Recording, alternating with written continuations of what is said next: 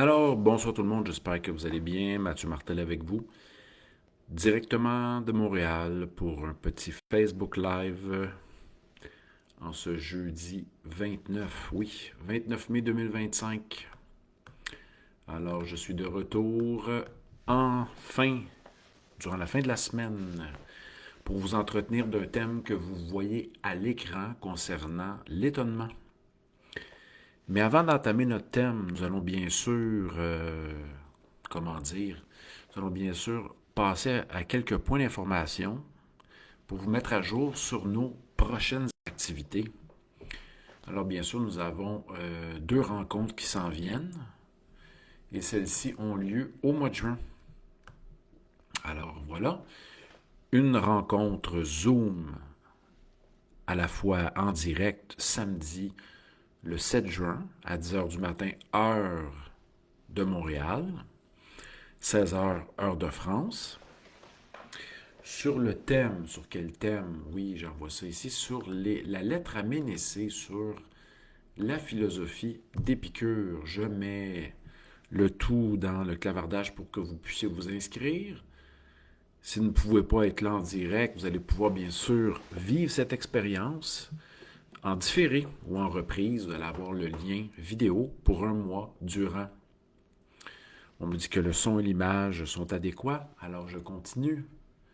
Deuxième point d'information, on remercie Jean Rivet de Vox Populi. C'est une collaboration avec les événements Vox Populi, une conférence en présence. Hein? En présence le vendredi 13 juin, voilà, dans 2 semaines, sur le plateau, centre SOA, accessible via le métro Sherbrooke ou Mont-Royal, faut-il miser sur l'amour ou l'amitié? Je vous lis le descriptif.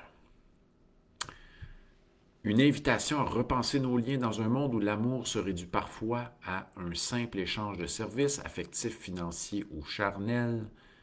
Certains continuent de guetter cette âme sœur capable d'éclairer leur existence. Mais qu'est-ce que réellement l'amour? En quoi diffère-t-il de l'amitié sincère? Faut-il attendre passivement l'autre ou embrasser encore, dès maintenant, la profondeur de nos élans les plus authentiques, au-delà des logiques d'échange? Alors voilà, c'est notre dernière conférence avant le début de l'été. On se verra en direct au Centre SOA. C'est un retour au Centre SOA. J'ai déjà donné quelques conférences là-bas. C'est 20 $ par personne, à la fois en direct ou en différé pour la conférence sur Épicure et 20 $ voilà, bien sûr, vous pouvez vous inscrire à l'avance ou sur place, mais n'hésitez pas à réserver votre place. Voilà, au Centre SOA, facile d'accès à Montréal. C'est un rendez-vous. OK, parfait. Ce soir, pour ceux qui se joignent à nous pour la première fois, nous sommes ici depuis, je le répète souvent, depuis mars 2020. Alors, on a dépassé les 5 ans, plus de 350 enregistrements, donc j'ai conservé les meilleurs, ceux dont le son était vraiment bien, les thèmes intéressants. C'est des rencontres de 30 à 40 minutes. Il y en a même certaines qui ont dépassé 1 heure. Sachez que ces rencontres sont disponibles pour le moment jusqu'au 16 juillet sur ma page Mathieu Martel Philosophe sur Facebook, page pro, ou sur YouTube. Allez vous abonner à ma chaîne YouTube pour réécouter ces rencontres. Mais à part cela, si vous voulez savoir à quoi ressemble une rencontre webinaire, voilà, je vais vous mettre le lien sur mon site. Nous avons 24 enregistrements webinaires faits en collaboration avec Jean Rivet de Vox Populi. Et je vous ai mis le lien. Donc, ce sont des conférences d'1 heure enregistrées via la plateforme Zoom. Mais il n'y a rien de mieux qu'une belle rencontre, bien sûr, en présence. Et c'est cela ma vocation. Mais j'opte aussi pour d'autres chemins. Et c'est développé depuis 5 ans, les ateliers Zoom, conférences Zoom, webinaires, ainsi que les Facebook Live. Mais n'hésitez pas à venir me voir en direct pour vivre cette expérience-là. Et nous étions le 16 mai dernier au Centre des musiciens du monde, nombreux, hein, nombreux pour réfléchir autour du thème suivre le flot ou trouver sans forcer. Ça, c'était le 16 mai au Centre des musiciens du monde. Il y a quelques photos même sur ma page si vous voulez aller voir. Alors on commence les amis. Ah, mais je vais aller me chercher un verre d'eau, mais j'ai pas le temps. Hein? C'est ça, c'est drôle, j'ai comme pas le temps d'aller me chercher un verre d'eau pour pouvoir bien sûr vous entretenir de notre thème de ce soir qui porte sur l'étonnement. Est-ce que vous vous étonnez encore? Ou vous êtes devenu un individu blasé, éprouvé par le quotidien, hein? Renversé. Certains seront même mis à l'envers par la lecture de ce que nous diffusent les médias d'information officiels, et pour ne pas dire subventionnés. Alors voilà, c'est souvent des mauvaises nouvelles que nous recevons, ou l'état du monde. Schopenhauer aimait à dire que l'histoire, c'est la répétition du sempiternel pareil. Voilà, l'histoire se répète et c'est souvent absurde, catastrophique, honteux ce qui se passe sur Terre. J'ai même une connaissance qui honte de l'humanité. Hein? Mais revenons à notre point. Revenons à notre point. Notre point, c'est de nous ramener à une notion philosophique fondamentale que soulignent bien sûr Aristote et Platon. Hein, les deux grands esprits de l'Antiquité, notamment, bien sûr, on a les présocratiques, on a les post-socratiques, on a Socrate lui-même. Mais l'étonnement, bon, qu'est-ce qu'on me dit ici, là? OK. L'étonnement, c'est d'être foudroyé par le tonnerre et d'être mis à l'épreuve au niveau des émotions. C'est de se sentir renversé par une situation. Alors Myriam me dit qu'il est impossible de lire la vidéo pour l'instant. Faites-moi signe dans les commentaires. Cathy me dit que tout était beau, tout était parfait. N'hésitez pas à me saluer et à me dire bonsoir dans les commentaires. Olga m'a salué, Cathy aussi. Dites-moi si tout fonctionne adéquatement ici, là. Est-ce que tout fonctionne en ce moment? Je reviens à mon point. Il y a des individus qui ne s'étonnent plus de rien, vivant un quotidien machinal, répétitif, voire qu'ils qualifient d'absurde. Pourquoi d'absurde? Parce que ils disent que la vie, leur vie est drabe, ne change pas, et que c'est la répétition à chaque jour des mêmes tâches, des mêmes accomplissements. Hein?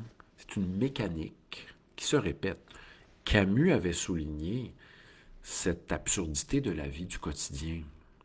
Mais pouvons-nous voir autre chose que de l'absurdité, justement, à même les gestes du quotidien, à même les actions que nous accomplissons au quotidien? Êtes-vous encore capable de vous étonner? J'ai mentionné à ma conférence du 16 mai dernier au Centre des musiciens du monde, qui portait sur la notion de flow inspiré de Csikszentmihalyi. J'ai dit que nous pouvions adopter deux différentes postures inspirées des philosophes grecs anciens, notamment afficher une forme de déprime et de désespoir face à l'humanité, face à ce qui se passe autour de nous. Et c'est réagir à la manière d'Héraclite, l'obscur, avec une attitude pessimiste, voire mélancolique. D'autre part, nous pourrions réagir à la Démocrite. Lui qui, même aveugle, se délectait de sentir l'odeur du pain et le parfum des jeunes femmes qu'il sentait bien lorsqu'elles passaient près de lui. Et Démocrite aimait mieux ou préférait rire des absurdités, des idioties, des niaiseries observées au quotidien. Mais durant ma conférence, j'ai proposé autre chose comme approche. Pourquoi ne pas s'étonner? À la fois, nous allons donner quelques exemples tantôt, mais s'étonner du comportement des humains. S'étonner, c'est surtout, hein, lorsque notre regard est porté sur les êtres humains, s'étonner des comportements, des attitudes, des croyances, des mœurs adoptées par certains. Lorsqu'on s'étonne, on peut ensuite, inspiré de Spinoza, prendre le temps de tenter de comprendre. Non pas médire, non pas railler, non pas mépriser, mais tenter de comprendre ce que cherche à faire autrui. Alors ce soir, notre regard se reporter vers l'étude ou l'observation de situations où nous nous étonnons. Alors, je vous invite à répondre. On est une dizaine en ce moment. Ce soir, nous traitons d'étonnement, qui est bien sûr, selon Karl Jaspers, une des origines de la philosophie. Je vous invite à lire Initiation ou Introduction à la philosophie de Karl Jaspers. Et j'ai déjà fait un live là-dessus. Si vous voulez explorer par la suite, allez voir dans nos archives. Et Jaspers disait qu'il y avait trois origines, trois éléments à l'origine de la philosophie. Le doute. Nous avons fait plusieurs rencontres sur le doute. Les situations limites, telles le deuil, la rupture, la perte de la maladie, hein, l'épreuve de situations limites, mais aussi l'étonnement. L'étonnement. La philosophie est née de l'étonnement face aux phénomènes naturels, notamment face aux phénomènes naturels. Nous avions à la base des mythes une première tentative d'explication de ces phénomènes naturels-là. Par la suite, les premiers physiciens de l'Asie mineure sont allés plus loin que les mythes. Dans une tentative de compréhension de ces phénomènes naturels-là, on peut s'étonner d'une tempête, face à une tempête, face à un volcan qui est en éruption, face à un éclipse solaire, notamment. Mais vous, au quotidien, de quoi vous étonnez-vous? Pour ne citer que mon ami Sylvain, qui lui s'étonne que les grands pouvoirs, les grands États, les nations n'interviennent pas face à la problématique israélo-palestinienne, mais surtout face au sort que subissent les Palestiniens. Mon ami Sylvain s'étonne et déclare, mais où va l'humanité? Hein? C'est parce qu'il est sensible, c'est parce qu'il a, comme il me dit, j'ai un cœur, j'ai de l'empathie, cela m'affecte, cela m'empêche de dormir. J'espère que Sylvain sera capable de problématiser. Hein? Il est étonné de la non-intervention face à une situation où il y a des massacres d'êtres humains. Donc, Sylvain est à lui-même capable de philosopher et pourrait, grâce à cette expérience d'étonnement-là, commencer à formuler une question philosophique. C'est ce que nous dit Jaspers. Face aux situations limites, face aux doutes, nous pouvons en venir à être capable de formuler des questions philosophiques à teneur universelle, mais inspirées par des moments singuliers, vécus par un sujet capable de ressentir, de penser et de langage. Je vous invite et je vous salue en même temps. Dites-moi de quoi vous étonnez-vous aujourd'hui? Hein? De quoi je vous raconterai des histoires dans quelques instants, des exemples d'étonnement personnel. Alors, j'en profite pour saluer nos auditeurs. On a même une auditrice d'Ottawa qui s'est jointe à nous, une amie de longue date qui réapparaît. On la salue, Alice d'Ottawa. On salue aussi François de Québec qui nous écoute. On salue aussi Ricardo. J'espère que Ricardo va nous dire où est-il en ce moment. Est-il en Haïti, en Floride? On salue Martin aussi également, qui est dans le nord du Québec en train de... On n'a plus de nouvelles de Martin. Est-ce qu'il fait encore en train de réaliser de belles flûtes japonaises, ces fameux shakuhachi? On n'a plus de nouvelles de Martin. On salue Cathy qui est dans l'est de la ville. On salue Olga qui est à Boucherville. Myriam qui est Saint-Jérôme. Salutations à tous et à toutes, et même ceux qui sont à Montréal, Rive-Sud, Rive-Nord, et nos auditeurs de la France aussi, auditrices. Salutations à Sonia, à Caroline, Louis-Étienne et compagnie. On vous pose la question ce soir, et partagez si vous appréciez. Vous vous étonnez de quoi aujourd'hui? Êtes-vous capable encore d'étonnement comme un enfant qui s'étonne et qui pose ces questions? Hein? On pourrait se poser la question, pourquoi certains ont-ils besoin de faire le tour du monde pour se sentir accomplis?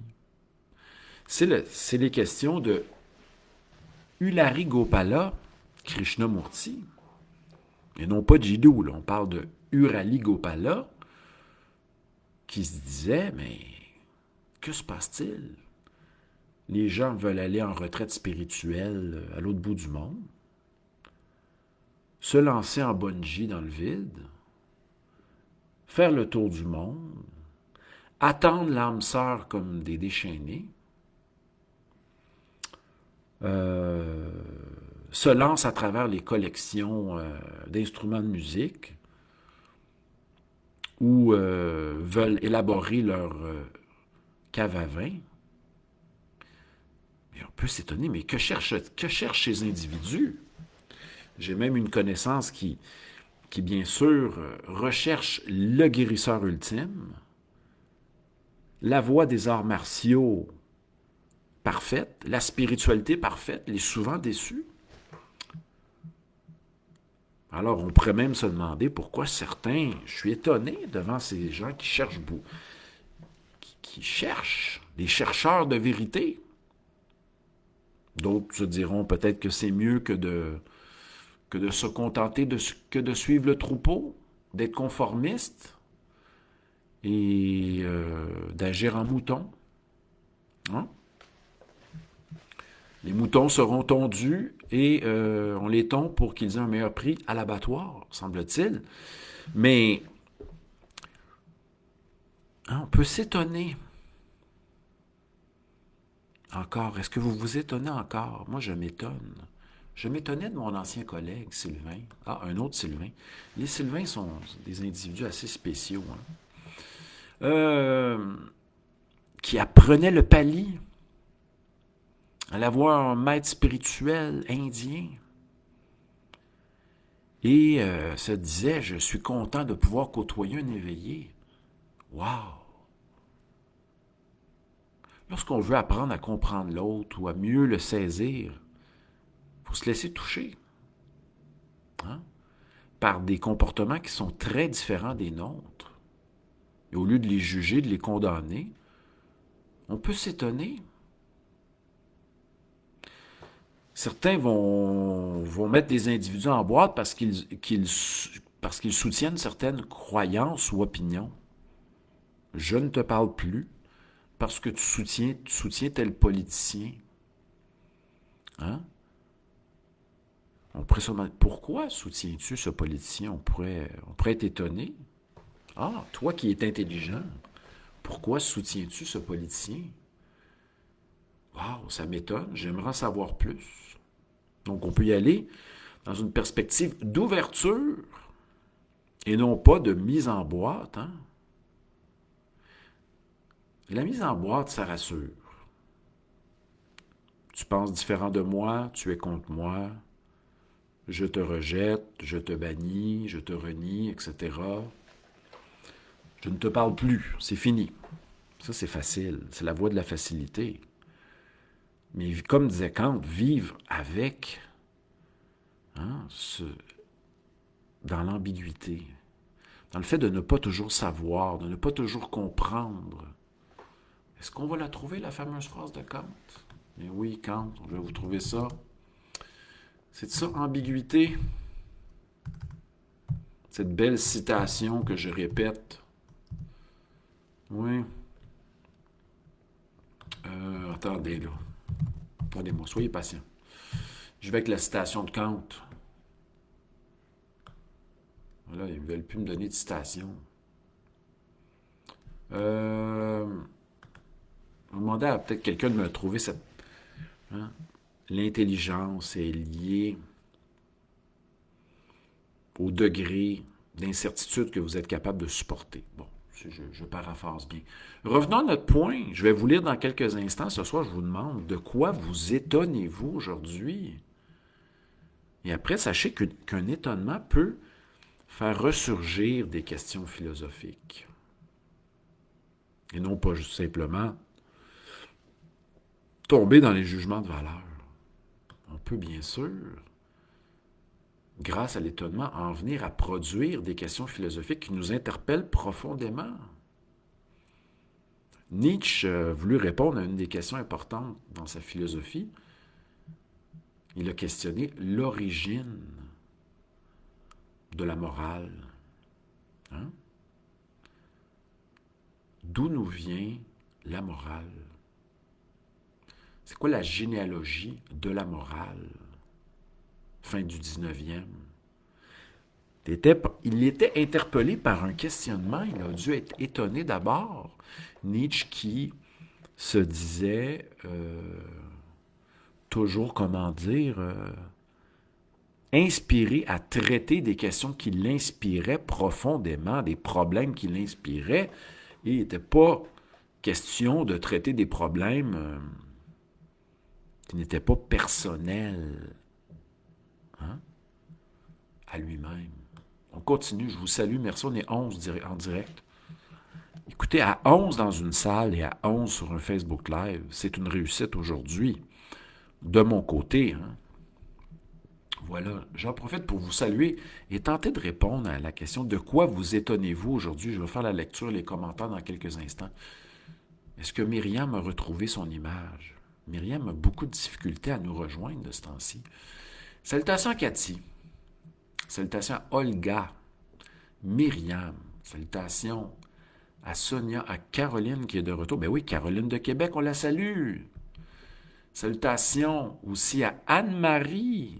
Anne-Marie de quel coin? Petite manifestation, de quel coin es-tu? De quoi vous vous étonnez, vous, en ce moment? De quoi vous étonnez-vous? Les amis, permettez-moi de, pendant que vous réfléchissez à ça, ne disparaître. Je vais aller chercher quelque chose à boire parce que je veux avoir quand même, pour les 15 prochaines minutes, un peu de salive pour pouvoir continuer à réfléchir. Comptez jusqu'à 10 et je reviens.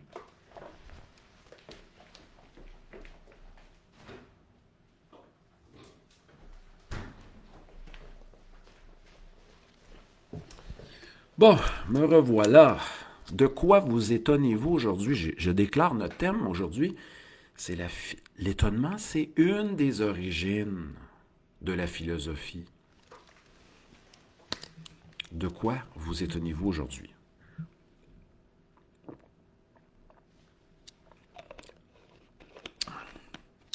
Moi, je me suis étonné aujourd'hui face à une massothérapeute qui m'a fait un discours. Un discours disant qu'il n'y avait que seulement l'instant présent, que c'était la seule vérité, et que le présent était lié à l'éternité. Bon. Il fallait laisser faire le passé, laisser faire le futur, ne pas s'accrocher aux pensées, ne pas s'identifier à son corps, ne pas s'identifier à ses émotions, ne pas s'identifier à l'imagination. Il me dit, ne pas s'identifier à son nom, à son âge. Je dis, non, ça ressemble à mon livre Présence, tout ça. Elle me dit, mais que reste-t-il selon toi? Elle dit, il fallait prendre une distance face à tout ce qui est. Et elle me dit, qu'est-ce qui permet de prendre une distance face à tout ce qui est? Je dis, c'est le témoin, l'attention. Elle me dit, qui es-tu? J'ai dit, je suis. Elle dit, as-tu lu Ramana Maharshi? Non, pas vraiment, peut-être des petits passages, mais j'y suis allé en lui offrant une pensée. Je lui dis, selon Nisargadatta Maharaj, mais je vais vous dire de quoi je me suis étonné après, là, quand elle m'a dit cela. Selon Nisargadatta Maharaj, lorsque je sens que je suis tout, je suis amour, et lorsque je sens que je ne suis rien, je suis sagesse. Ce qui m'a étonné de cette massothérapeute-là qui me faisait un discours, qui m'imposait un discours, c'est qu'elle se servait de la raison pour nous amener ailleurs qu'au niveau de la raison. Ce qui m'a étonné, c'est qu'elle critiquait les pensées. Comme si les pensées, bien sûr, dans l'approche hindouanisante, la pensée, c'est le mal. La pensée, c'est pas sérieux. La pensée, il ne faut pas s'y accrocher parce que ça peut créer des problèmes. Il ne faut pas non plus s'accrocher aux émotions, etc. Mais le discours qu'elle me faisait, ce qui m'étonnait, c'est que d'une part, elle me déclare, il faut prendre la distance face à tout, et par la suite, d'autre part, nous ne sommes pas séparés de rien. Ah, du point de vue logique, ça peut causer problème, ou c'est paradoxal. Donc, je m'étonnais face à ce qu'elle disait. Et d'une part, cette massothérapeute-là condamnait les pensées. Elles ne sont pas sérieuses, les pensées. Elles vont et elles viennent. Il ne faut pas les nourrir d'énergie, il ne faut pas s'y attacher. Mais qu'est-ce qu'elle est en train de me faire? Un discours basé sur la pensée. Sauf que c'est une pensée structurée, un système qu'elle me lançait. Paradoxal, j'en suis resté fort étonné. Et ça m'a fait réfléchir et questionner son discours et ses intentions. Donc, j'étais en train de philosopher. Je vous pose la question. C'est mon exemple d'étonnement aujourd'hui. Je vais en rencontrer deux autres après parce que j'aime bien la règle de 3, de donner 3 exemples. Et vous, de quoi vous étonnez-vous aujourd'hui? J'ai même donné l'exemple de mon ami Sylvain. Hein? Et que faire face à ce qui nous étonne? Problématiser philosophiquement ou chercher à résoudre le problème? Avec une technique, quoi que ce soit. On continue. Une chance que je suis allé chercher mon breuvage. Salutations à tous et à toutes. On parle d'étonnement ce soir. De quoi vous étonnez-vous? L'étonnement comme origine de la philosophie. Platon et Aristote nous le disent. Ah, il y a un très beau vidéo. Est-ce que je vous trouve ça? Bertrand Vergely. Vidéo étonnement. Il fait une distinction entre, mais là je veux pas, étonnement, émerveillement et compagnie. Mais là j'ai peur que ça parte en direct. Fait que je vais essayer de faire de quoi pour vous mettre ça. OK. Je vais tout de suite, je vais essayer de trouver ça ici.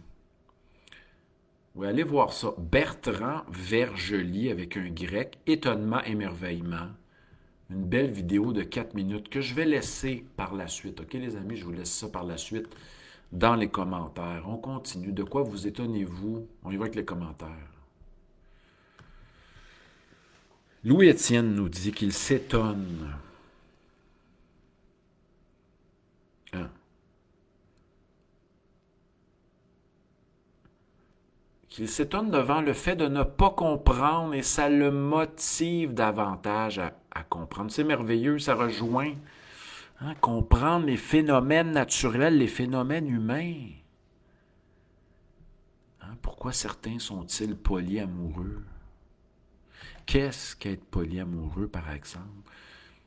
Comment fonctionne aussi un phénomène naturel, la formation des nuages, etc.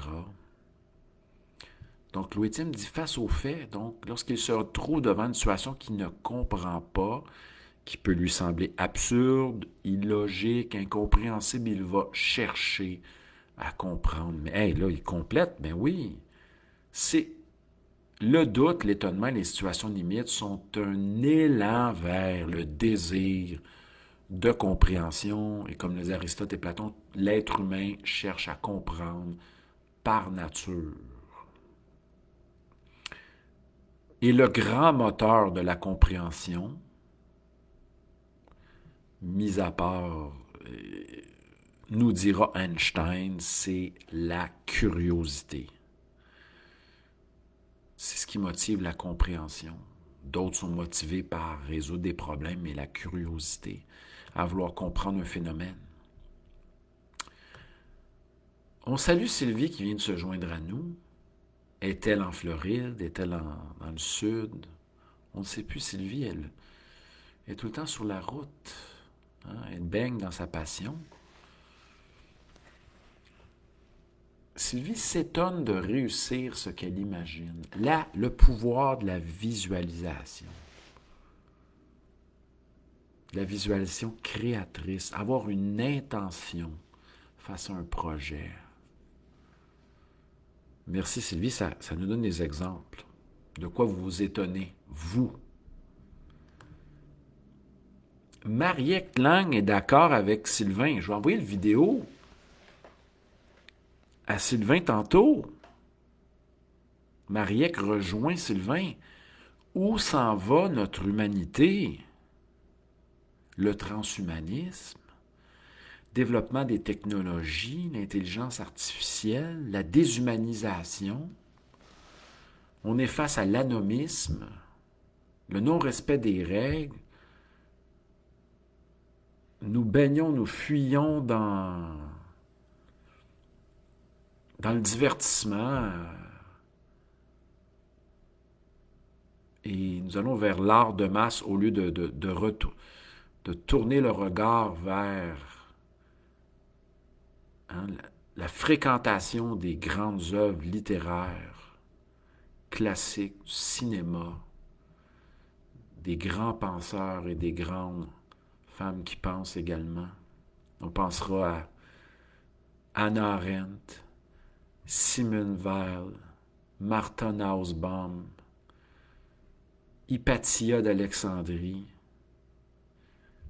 et Sappho et compagnie, et plusieurs autres, bien sûr. Olga, on salue Sophie, qui est peut-être là pour une première ce soir. Merci d'être là, tout le monde. Wow! Olga nous dit comment la vie peut être simple quand on laisse aller nos histoires. Êtes-vous capable de laisser aller vos histoires? Laissez être. Allez lire le beau livre de Martin Rath. Par-delà la méditation, au-delà de la méditation, laissez être. Décrocher, Cessez de nourrir nos pensées, ruminer à l'absolu. Laissez être. Que ceux qui viennent, viennent, que ceux qui partent, partent. Ne pas chercher à tout contrôler. Sophie s'étonne de la méchanceté de certains humains. Hein? Difficile à comprendre, ça, la cruauté, la méchanceté. Des gens qui font le mal. Difficile à comprendre. Et certains se pencheront justement sur l'étude de la psyché humaine, l'étude du comportement humain à travers bien des études soit sociologiques, psychologiques, etc. On tente de comprendre, de mieux saisir les êtres humains. On peut s'étonner aussi qu'on n'est peut-être pas arrivé à bien vivre en harmonie ou dans la paix. Voilà. Alors tout le monde, je vais poursuivre un peu. Et écoutez, ceux qui viennent de joindre à nous et qui aimeraient nous voir à travers une conférence Zoom, je l'ai mis dans le clavardage. Ça se passe samedi le 7 juin. Il y a déjà 5 inscriptions. Une rencontre en direct, samedi matin le 10. Si vous ne pouvez pas être là le matin à 10 heures du matin, vous allez pouvoir, bien sûr, vivre cette expérience en différé. Ça, c'est le 7 juin. C'est sur la vie des piqûres. Sinon, en présence, avec une grosse réflexion en présence, c'est vendredi 13, retenez ça à l'agenda, 7h PM, Plateau Mont-Royal, Centre SOA, un beau centre de yoga. Et c'est sur faut-il miser sur l'amour ou l'amitié, une réflexion philosophique, en présence. Ça, c'est le 13. Donc, c'est nos 2 dernières activités de conférences qui s'en viennent avant les vacances. Donc, merci à tous et à toutes d'être là. Écoutez, ce soir, on a atteint le 13-15 personnes. C'est quand même un beau succès, une belle rencontre. Merci à des nouveaux visages. On salue Mariette, on salue Sophie.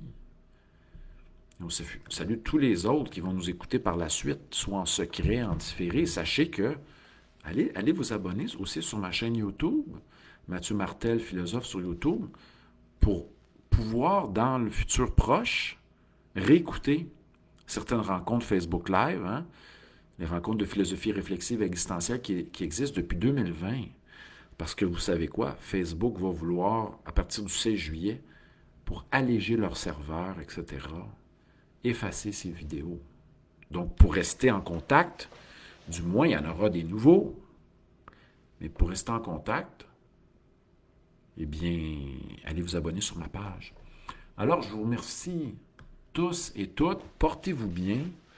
Prenez soin de vous. Bonne réflexion et continuez à vous étonner dans le but de vous questionner, de comprendre et d'avancer au niveau de la compréhension des phénomènes. Bye bye tout le monde. Merci.